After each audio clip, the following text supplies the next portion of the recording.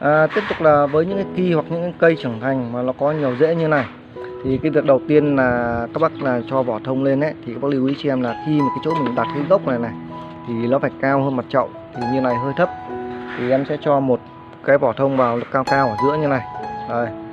Sau đó là mình chỉ việc là quay cái mắt gốc này ra cái hướng mình cần thôi. Sau đó mình đặt cả cái này lên trên đây. Sau đó là mình sử dụng dây là mình cố định.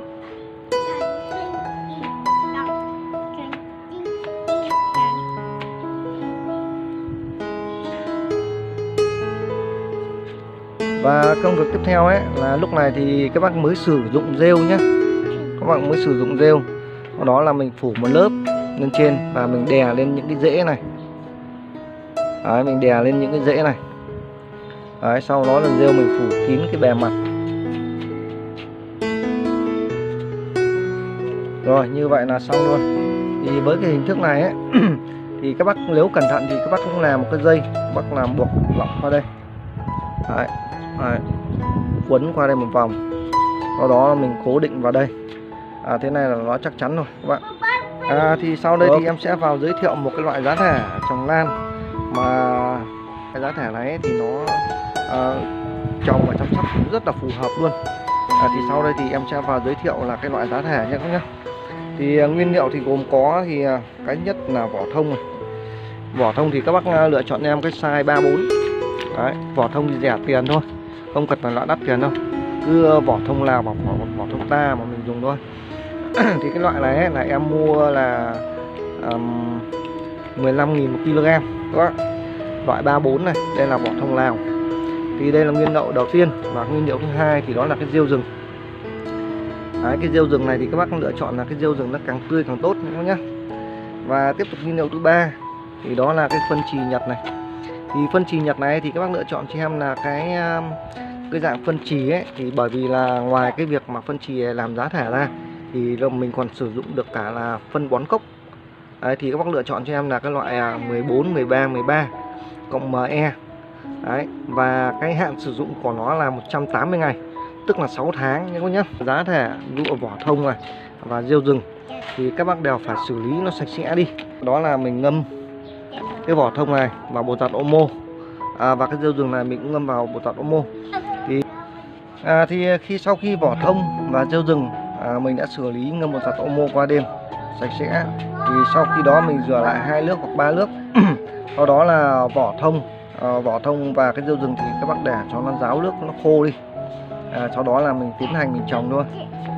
Thì việc đầu tiên là các bác chuẩn bị cho em một cái dạng chậu nhựa. Thì cái chậu nhựa hoặc là cái chậu gỗ, thì hoặc là các bác sử dụng cái loại chậu gỗ như này. Đấy. Thì công dụng của những cái chậu mà nó lan thưa như này ấy, thì các bác nhìn này, đây là nó những cái lan nó rất là thưa.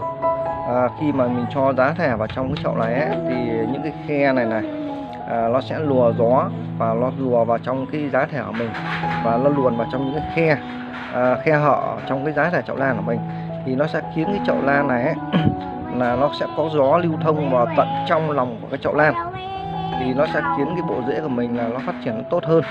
Và hai nữa là nó sẽ giúp cho cái chậu lan của mình nó không bị bí, không bị úng nước. Thì đây là cái tiêu chí đầu tiên là mình phải chọn những cái loại chậu như này, lan nó phải thưa như này các bác nhé. Những cái loại chậu như này ấy, tại sao em phải hướng dẫn các bác làm loại chậu như này? Bởi vì là những cái chậu như này thì nó phù hợp với tất cả các loại kiểu khí hậu. Thì bước tiếp theo là cái rêu rừng. Thì cái rêu rừng mà sau khi mình xử lý xong ấy, là lúc này là nó sạch vô trùng vô khuẩn rồi. Thì các bác lựa chọn cho em là cái rêu nó càng tươi càng tốt. Đấy. Thì sau đó là các bác cho em dưới một lớp dày ở dưới đáy chậu này. Đấy, con giúp ra đi. Đấy, cho vào đây một ít luôn. Rồi, được rồi, bà cảm ơn nhá. Thì các bác cho một lớp rêu vào đây, và sau khi mình nén xuống ấy, mình nén nó hơi chặt tay một chút, thì nó dày khoảng độ tầm 2 cm thì là ok, là đã là đủ rồi nha các bác nhá. Cái rêu rừng này là nó giữ ẩm rất là tốt, Và hai nữa là nó là rêu tươi, thì khi mình cho vào trong này ấy, thì sau một thời gian mình trồng thì nó những cái rêu mới ấy, rêu xanh mới thì nó sẽ mọc trở lại. Thì cái thứ nhất là nó giữ ẩm rất là tốt, và cái thứ hai là nó tạo oxy. Đấy, nó sản sinh oxy ở trong cái lòng chậu lan của mình, thì nó sẽ giúp cái bộ rễ của mình nó kích thích tốt hơn. Đấy, bởi vì là cái rêu này ấy nó thoát nước rất là tốt, thì nó chỉ còn giữ lại được cái độ ẩm ở cái rêu này thôi. Nên chính vì vậy là em lựa chọn cái rêu rừng này. Thì đó là cái công dụng của rêu rừng nhé.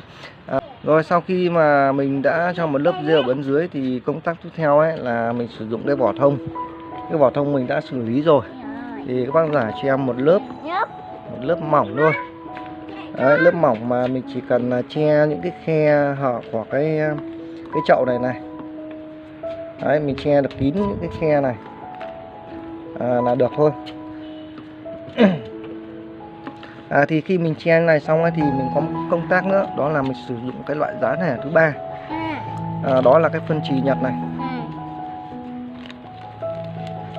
Cái phân chì Nhật này ấy, thì các cho em một lớp mỏng ở bên dưới chậu như này. Thì các bác cho em một lớp như này nhé.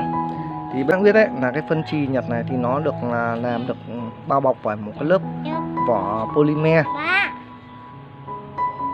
Một lớp vỏ polymer.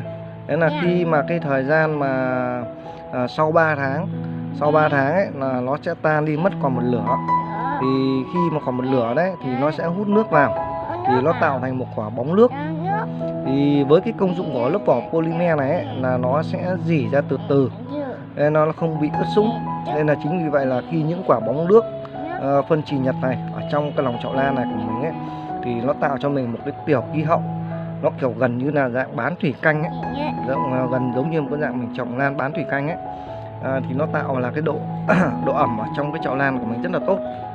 Thì đấy là cái công dụng của phân chì Nhật. Rồi tiếp theo là mình sẽ lại cho vỏ thông lên thôi. Mình cho một lớp rêu ở bên trên, một lớp rêu mỏng thôi các nhá. Mình rải một lớp rêu mỏng thôi. Thì những rêu tươi này nó còn sống, thì sau này ấy nó sẽ hồi sinh lại và nó mọc cho mình một cái quần thể là bề mặt rêu ở trên chậu này, một cái màu xanh rất là đẹp. Là một, và cái hai nữa là cái công dụng của nó đấy là nó sẽ giữ được ẩm mát ở trên cái mặt chậu này. Đấy, và cái hai nữa là nó sẽ sản sinh oxy. Thì cái nhất là nó khiến cái vườn lan của mình luôn luôn là nhiều oxy. Đấy, thoáng mát, và nó kích thích cái bộ rễ cây lan rất là tốt. Thì sau khi mình thao tác như này xong ấy, thì ví dụ là mình trồng những ki mới lên chẳng hạn, hoặc là những ki mà nó không có rễ, thì ví dụ như ở đây là khi nó không có rễ thì các bác chỉ việc là đặt trên mặt chậu này như này thôi. Nhưng với cái rêu này nó có rễ đấy, và nó đang lên hai cái mầm gốc này. Thì mình lại đặt cái rêu vào lên, mình đặt cái phần rễ này xuống bề mặt vỏ thông, sau đó là mình phủ rêu lên cái phần rễ này. Đấy, mình phủ rêu lên phần rễ này là ok thôi các bác. Hôm nay em giới thiệu các bác thì đây nó là một cái loại giá nẻ trồng lan mà nó phù hợp với 3 cái tiểu khí hậu. Như em nói trên đấy, đó là sân vườn là 1, trên ban công là 2 và trên sân thượng cũng như của em, thì cái điều kiện mà trồng lan trên sân thượng của em thì nó khắc nghiệt hơn là 2 cái tiểu khí hậu như vừa rồi. Nên là khi em trồng cái giá nẻ này ấy, em trồng cây nó rất là tốt. Mà cái quan trọng ở đây ấy là với cái giá nẻ này ấy, thì nó sẽ giúp cái chậu lan của mình nó thông thoáng, không bao giờ sợ bị úng nước.